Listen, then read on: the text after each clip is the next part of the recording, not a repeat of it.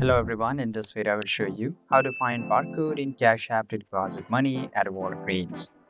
Right, so first of all you have to open the Cash App, launch the app on your smartphone. Look for the dollar sign icon on the home screen, usually located in the lower left corner.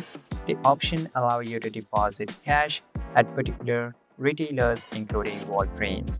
Use the map feature to locate Walgreens on any other nearby participating retailers.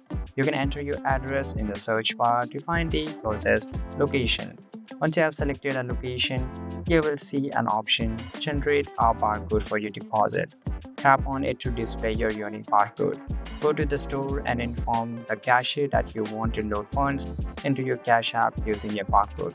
The cashier will scan your barcode. After that, hand over the cash you wish to deposit. The funds will be added to your Cash App balance immediately, and it's recommended to keep a copy or any participating retailers. Thanks for watching. Subscribe.